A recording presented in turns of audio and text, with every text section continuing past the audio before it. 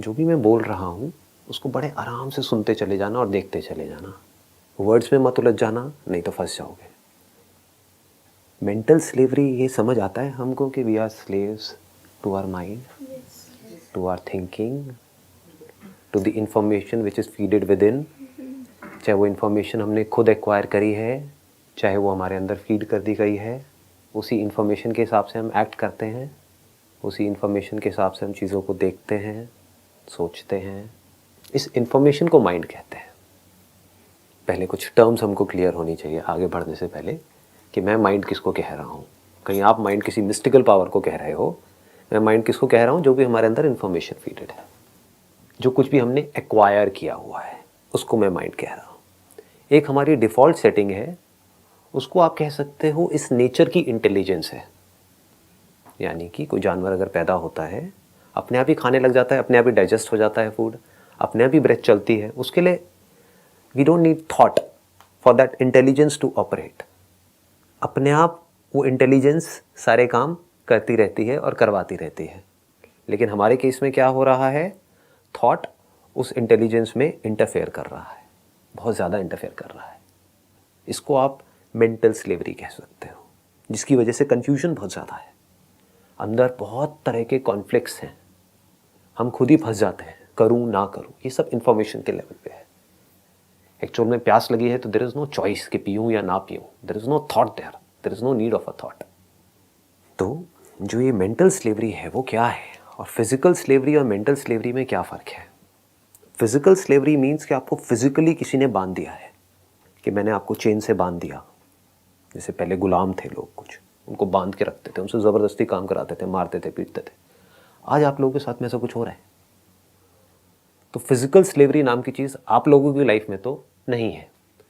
Physical slavery से अगर हमको बाहर आना है तो हमको क्या चाहिए? फिजिकल पावर चाहिए, लड़ना पड़ेगा। मेंटल पावर चाहिए, विल पावर चाहिए। मेंटल स्लेवरी में क्या काम आएगा? वहाँ पर फिजिकल पावर काम आएगी। मेंटल स्लेवरी मतलब क्या? किसी ने आपको नहीं बांधा है, आपने खुद ही अपने माइंड में अपने आप को बांध दिया है। किसी से जुड़ गए हो, किसी से जा करके बंध गए हो। इस बंधने को स्लेवरी बोलते हैं, इस बंधने को अटैचमेंट बोलते हैं। आप अटैच हो गए किसी के साथ में at the level of your mind. जैसे कि बचपन में शादी खेलते थे, घर में कुछ दोस्त इकट्ठे हो गए, एक दूसरे को माला पहनाई, वो भरा जो भी सिंदूर होता है, और हो गई शादी। बट उस शादी को हम एक्सेप्ट नहीं कर रहे। लेकिन यही सब कुछ बड़े होकर के हो रहा है। जो बचपन में होता था यही सब कुछ बड़े होकर के हो रहा है। बस फ़र्क क्या है, वहाँ पर बहुत सारे लोग खड़े हुए हैं बड़े बड़े हमारे आसपास में, जो दिमाग से बच्चे ही हैं, और वो क्या कह रहे हैं? तुम्हारी शादी हो गई, शादी हो गई, शादी हो गई। ये सब बिल्कुल सेम बचपन में भी हुआ था, लेकिन तब आप माइंड के लेवल पे नहीं बने। आपको पता था ये खेल चल रहा है। जैसे स्टेज के ऊपर होता है, सब कुछ होता है लेकिन कुछ भी नहीं होता है। मूवीज़ के अंदर सब कुछ हो जाता है, शादी हो जाती है, बच्चे हो जाते हैं, कुछ भी नहीं होता है। एक जगह पर आपने एक्सेप्ट कर लिया, एक जगह पर नहीं किया, या किया भी तो बचपन में भी आपने एक्सेप्ट तो कर लिया। कई बार बच्चे मान ही जाते हैं कि तू मेरी बीवी हो गई, है ना। लेकिन खेल खेल में वो बात आई गई हो जाती है। जैसे जैसे बड़े होते हैं समझ आ जाता है कि ये तो खेल चल रहा था। लेकिन अब प्रॉब्लम क्या है कि ये जिसको हम बड़ा होना कह रहे हैं, वहां पर तो बड़े हो गए, लेकिन एक्चुअल में जब शादी होती है, जो एक खेल के जैसी है, नौटंकी चल रही है और चल क्या रही है। नौटंकी हुई, एंड में साइन हुआ एक पेपर के ऊपर, चलो जी अब आपकी शादी हो गई, और उन दोनों ने मान लिया कि हमारी शादी हो गई। तो अब क्या हो गया? आप पति हो, ये पत्नी है, तो पति पैदा हो गया यहाँ पर। आप जो कि एक आदमी हो, आदमी को दुखी करने का कोई तरीका नहीं है, और पति को खुश रखने का कोई तरीका नहीं है। कैसे खुश रखोगे एक पति को? जो पति बन गया है, जो पति का रोल प्ले कर रहा है, वो तो हंस सकता है खुल करके, वो खुल करके जिंदगी को जी सकता है। स्टेज के ऊपर जिसकी एक्चुअल में शादी नहीं हुई है, सोचो, रोल प्ले कर रहा है पति का, वो तो खुश है। लेकिन अगर एक्चुअल में शादी हो जाती है तो बहुत स्ट्रेस आ जाता है। मैं पति हूँ, ये पत्नी है, you never question these things. तो अब यहाँ पर क्या काम आएगा? इसकी वजह से पति दुखी हो रहा है। जब भी आप दुखी हो रहे हो तो आप समझ जाओ कि आप कुछ बन गए हो, वो बन गए हो जो आप एक्चुअल में नहीं हो। ये बोल रहे हो कि मैं पति का रोल प्ले कर रहा हूं, कोई दिक्कत नहीं है, मुझे अपने रोल को अच्छे से प्ले करना है। जैसे बचपन में करता था खेल खेल में, ऐसे ही बड़े होकर के खेल खेल में मजे से रोल प्ले करना है। लेकिन अगर आप कहते हो मैं पति हूं, तो अब आप फंस गए। यहां पर क्या आपकी फिजिकल पावर काम आएगी? जहां पति बन गए, ये समझ आता है कि दुख शुरू। जहां पत्नी बन गए वहां पर दुख शुरू। कहां पर बन गए? Not at a physical level, वो तो बचपन में भी बनते थे, at your mental level. This is called mental slavery. Now you are a slave. लेकिन आपको यह पता है कि ये रोल है, ये मैं नहीं हूं, मैं कुछ और हूं, ये जो मैं रोल प्ले कर रही हूं वो कुछ और है। उन दोनों के फर्क को आप क्लियर समझ पा रहे हो तो आप दुखी नहीं हो सकते। यानी कि आपके बच्चे भी होंगे, आगे भी उनकी भी शादियां होंगी, सब कुछ होगा, बस दुख नहीं होगा। अगर आप एक्चुअल में स्टेज के ऊपर एक रोल प्ले कर रहे हो, दुखी हो सकते हो क्या? बाहर से आप दिखा सकते हो कि मैं बड़ा दुखी हूं, रो भी रहे होगे, और हो सकता है उस सीन में इतने खो जाओ कि आंसू एक्चुअल में बाहर आने लग जाए। जैसे कुछ एक्टर्स होते हैं तगड़े, वो रोल में इतना ज्यादा इन्वॉल्व हो जाते हैं कि एक्चुअल में रोने लग जाते हैं, एक्चुअल में हंसने लग जाते हैं। वो जो एक्टर होता है वो भूल ही जाता है कि मैं ये रोल प्ले कर रहा हूं, बट फिर भी वो सेफ है। क्योंकि कितनी देर के लिए भूलेगा? 1 घंटे के लिए, 2 घंटे के लिए, पूरा इन्वॉल्व हो गया ना। और रोल में मजा भी तभी है, देखने वालों को भी तभी मजा आएगा, उसको खुद को भी तभी मजा आएगा जब इन्वॉल्व हो जाए। मतलब जिस वक्त वो पति है स्टेज पे, उस वक्त पूरा पति है, आधा अधूरा पति नहीं है। उस वक्त तो ये बैठ करके नहीं सोच रहा है कि मैं पति नहीं हूं। पर जैसे ही वो रोल खत्म होगा, तो रोल खत्म नहीं होते रहते पूरे दिन में। पूरे दिन एक ही रोल चलता रहता है क्या? अगर आपकी शादी हो गई तो क्या 24 घंटे आप अपनी पत्नी के साथ में रहते हो? रोज चेंज नहीं होते हैं। ऑफिस चले गए तो पति कहाँ है? कौन है वहां पर? एक एम्प्लॉई है। सर जैसे मैं एज अ सन मेरी मदर को ट्रीट करूं कि मैं रोल प्ले कर रहा हूं, तो सर मैं इमेजिन नहीं कर सकता ये चीज कि I am playing the role of son. हाँ, तो बेटे बन जाओ और दुखी हो जाओ। बिकॉज जैसे ही आप बेटे बन गए तो क्या होगा, अभी आप अपनी माँ से बहुत ज़्यादा अटैच्ड हो, जिसको आप प्यार का नाम दे रहे हो। जब आपकी शादी आ जाएगी, मतलब आ जाएगी नहीं, जब शादी हो जाएगी शादी आ जाती है ऐसे तो, यानी हाँ, तो जब आपकी शादी हो जाएगी तो शादी आप उसी से करोगे जिससे आपको प्यार है। अगर ये दोनों आपस में लड़ने मरने लग गए तो आप क्या करोगे? सोचो, ये रोल थोड़ी है, दोनों ही आप हो। अब मैं बेटा भी हूं और मैं पति भी हूं, अब मैं क्या करूं? अगर आप रोल प्ले कर रहे हो तो आप दिमाग लगाओगे क्या करना है। अगर आप रोल प्ले नहीं कर रहे हो, आप ही हो, अब क्या दिमाग लगाओगे? अब क्या करोगे वहां पर? अब तो आप फंस गए। माँ को भी रोते हुए नहीं देख सकते, इधर से आपकी बीवी माँ के ऊपर चीख चिल्ला रही होगी, क्या करोगे? अब जहाँ पे ज्यादा अटैच्ड होंगे वहां पे। अब ज्यादा और कम क्या होता है? अटैचमेंट तो अटैचमेंट है, दोनों ही जगह पर आप अटैच्ड हो। अगर मान लो माँ की वजह से आपने बीवी को छोड़ भी दिया, तो उसको क्या जिंदगी भर कभी भुला पाओगे? अपने माइंड से निकाल पाओगे? फिजिकल लेवल पे तो उससे दूर हो जाओगे, माइंड के लेवल पे दूर कैसे होगे? माइंड के लेवल पे अगर आप उसके पास हो और फिजिकल लेवल पे दूर हो, इसी को तो दुख कहते हैं, तो दुखी रहोगे। ऐसे अटैचमेंट आदमी को मारता है, जिसको लोग प्यार प्यार प्यार प्यार करते रहते हैं। अब जो समझने वाला पॉइंट यहां पर है, फिजिकल स्लेवरी में तो आपको फिजिकल पावर चाहिए, विल पावर चाहिए, अंडरस्टैंडिंग चाहिए। मेंटल स्लेवरी में क्या चाहिए? यहां पर फिजिकल पावर काम आएगी? आप माइंड के लेवल पे अटैच्ड हो अपनी माँ से और एक तरफ अपनी बीवी से, और आप चाहते हो अटैचमेंट खत्म हो जाए और उसके लिए पावर लगा रहे हो। जितनी पावर लगाओगे उतनी अटैचमेंट स्ट्रांग हो जाएगी। तो कैसे बाहर आओगे? मेंटल स्लेवरी से बाहर कैसे आएंगे? समझना और देख पाना, अंडरस्टैंडिंग। आपको समझना होगा ये खेल है क्या। आपको क्वेश्चन करना होगा इस अटैचमेंट को जिसको आप प्यार कह रहे हो, यानी कि अपने प्यार पे क्वेश्चन मार्क लगाना होगा। जो लोग डर जाते हैं सोच करके कि नहीं नहीं ऐसा कैसे हो सकता है कि माँ और बेटे के बीच में प्यार नहीं है। नहीं नहीं, बहुत प्यार है। So, but on one level, isn't it that everyone is craving for some sort of love? I mean, it's not not necessarily attachment. एक love, एक need है, मतलब वो नीड नहीं है, वो खालीपन है। हम सब अंदर से वी आर एक्सट्रीमली लोनली, अकेले हैं, इतने अकेले हैं कि हमको सबका साथ चाहिए।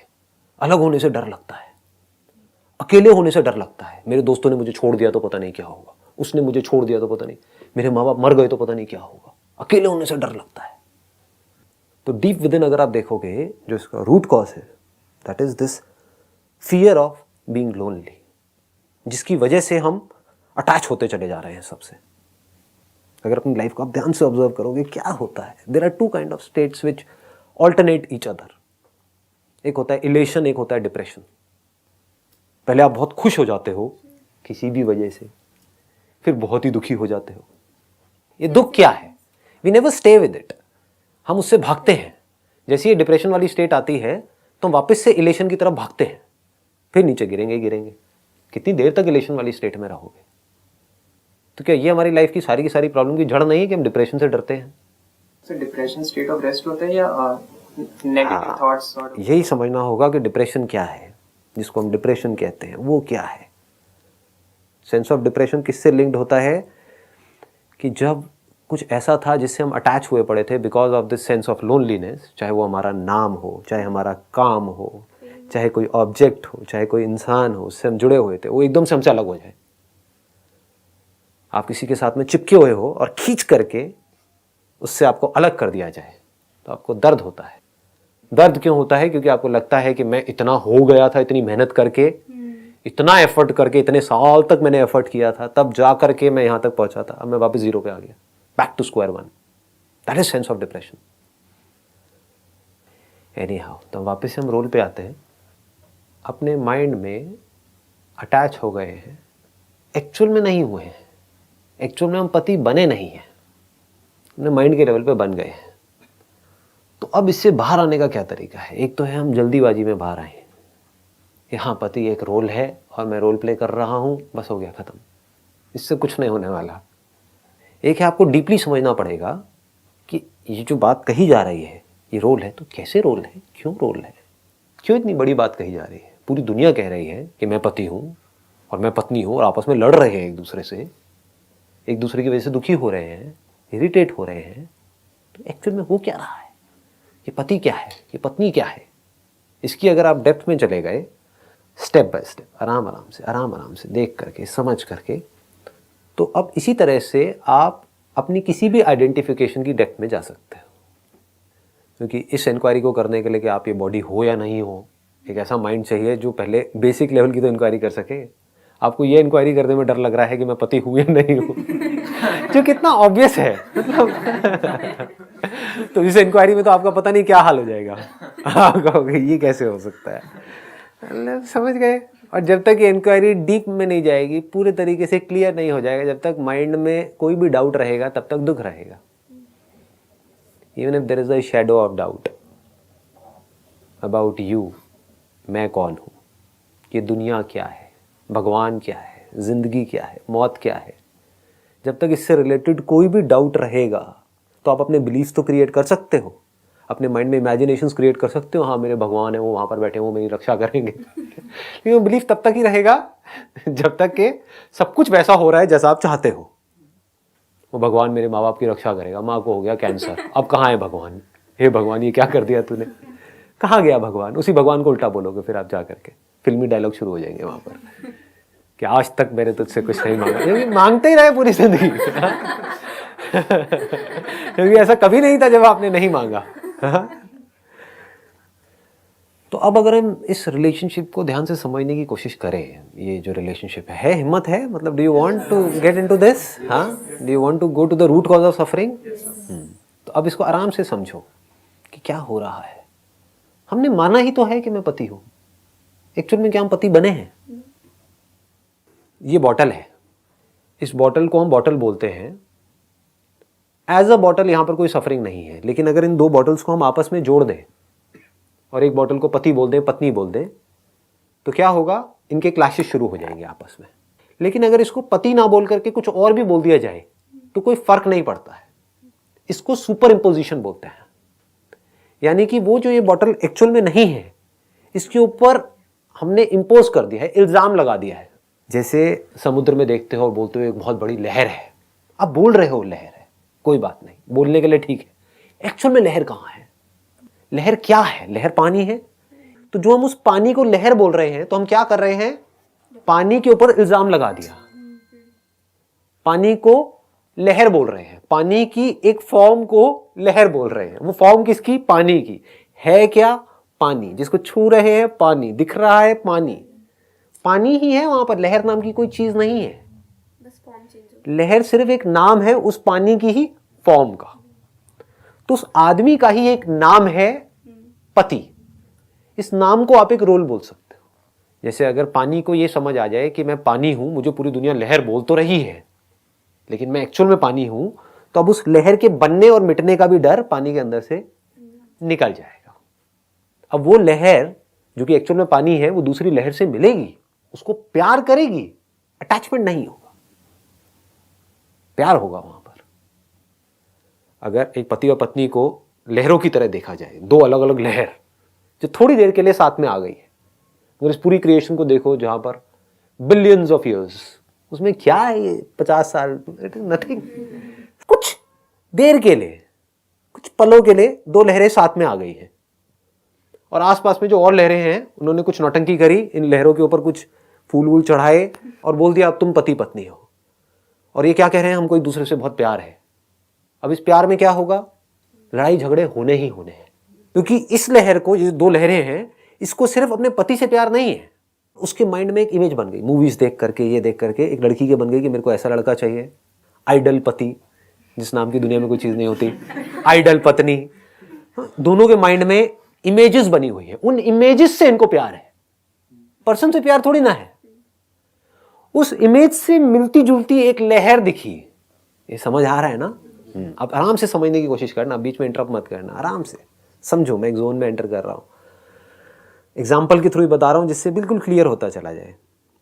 तो ये जो लहर है, इसको दूसरी लहर से या किसी भी लहर से कोई मतलब नहीं है, उसको सिर्फ खुद से मतलब है। उस लहर का एक नाम है, मान लो अमित, दूसरी लहर का मान लो पूजा, कॉमन से नाम है दोनों अमित और पूजा। तो अमित को अमित की पड़ी है, पूजा की नहीं पड़ी है। पूजा की तब पड़ी है जब अमित के माइंड में जो इंफॉर्मेशन पड़ी है उससे पूजा मिलती जुलती है, घरेलू है, संस्कारी है, गोरी चिट्टी है, व्हाटएवर, जो भी उसके माइंड में प्रोग्रामिंग, मेरी माँ के जैसी एक्सट्रीमली फनी समझ पा रहे हो? ये सब देख पा रहे हो ना? थ्योरी तो नहीं है ना, ये सब वर्ड्स तो नहीं है ना, कोई थ्योरेटिकल बातें नहीं कर रहा हूं मैं यहाँ पे। इसको समझ लेना फर्क, मैं जो कर रहा हूँ यहाँ पर और जो एक्चुअल में होता है दुनिया में।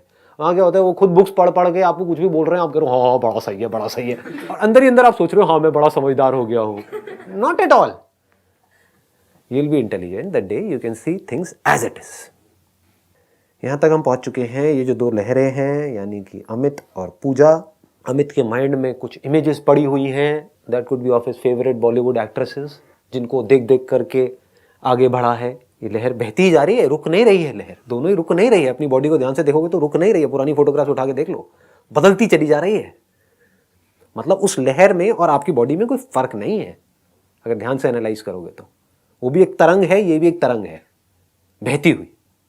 तो किससे किसको अटैचमेंट है? अमित को अपनी जो माइंड में इमेज है उससे अटैचमेंट है। मान लो उसके माइंड में इमेज है करीना कपूर की, तो उसको करीना कपूर से अटैचमेंट है। कड़वा है लेकिन सच है। और जो कह रहा है मुझे पूजा से प्यार है, उसको पूजा से इसलिए प्यार है क्योंकि वो या उसकी लुक्स या जो भी उसकी आवाज है या जो उसके नखरे हैं वो कुछ हद तक करीना कपूर से मिलते जुलते हैं। तो वो अपनी इमेज को ही ढूंढ रहा है उसमें, and this image is extremely complicated. यहां पर अगर कंडीशंस देखोगे ना ये इमेज की, तो ऐसा कोई बंदा मिल नहीं सकता। सॉन्ग भी तो है, हाँ तुम बिल्कुल वैसी हो जैसा मैंने सोचा था। हाँ हाँ तुम बिल्कुल वैसी हो जैसा मैंने सोचा था। कब तक के लिए? जब तक कुछ अलग ना कुछ टाइम के लिए। फिर जो मैंने सोचा भी नहीं था तुम वैसी भी हो, ये मुझे नहीं पता था। हाँ, तो अब यहाँ पर इसको बड़े इंटरेस्टिंग तरीके से आगे बढ़ाएंगे, ये मजेदार निकलेगी इंक्वायरी, एंड में देखना कुछ। अब मुझे भी नहीं पता क्या निकलने वाला है यहाँ से। I am going here for the first time. यही लाइफ में थ्रिल है, यही मजा है, यही लाइफ है। ये नहीं कि रिपीटेटिव अपने माइंड में कुछ मेमोरी भरी हुई है उसको उगलते चले जा रहे हैं, उसकी उल्टी कर रहे हैं ना। एज इट इज देखो, देखो यहां तक हम पहुंच गए हैं। तो अमित को एक्चुअल में किससे प्यार है? उस अपनी इमेज से प्यार है। वो इमेज कितनी कॉम्प्लिकेटेड है, उस इमेज में क्या क्या फीडेड है, जो भी बचपन से आज तक उसने एक्सपीरियंस किया हुआ है, जो उसकी मेमोरी है, उसमें जो भी उसको सही लगता है वो सब कुछ फीडेड है। उसको सब कुछ ही चाहिए, गलत तो एक भी चीज नहीं चाहिए। मेरी माँ सही है तो इसका मतलब मेरी माँ के जैसी भी होनी चाहिए। उसकी माँ है दिखने में बदसूरत, करीना कपूर है खूबसूरत, तो खूबसूरत होनी चाहिए लेकिन मेरे माँ की जैसी होनी चाहिए।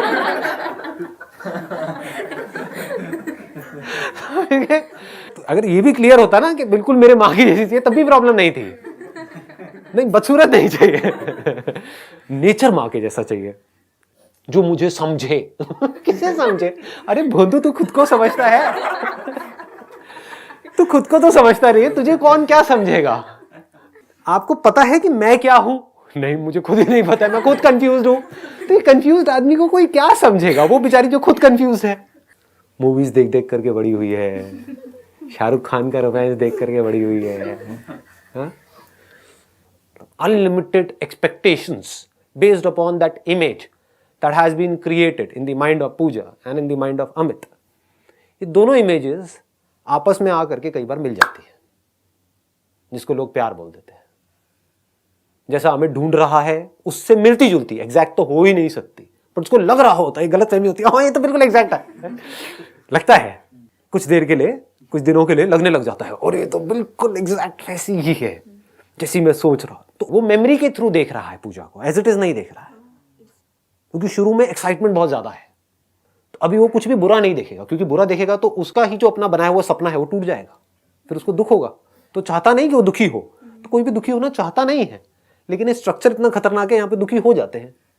सुखी होने का कोई रास्ता नहीं है जब तक कि हम गहराई से समझ ना लें इस पूरे के पूरे स्ट्रक्चर को।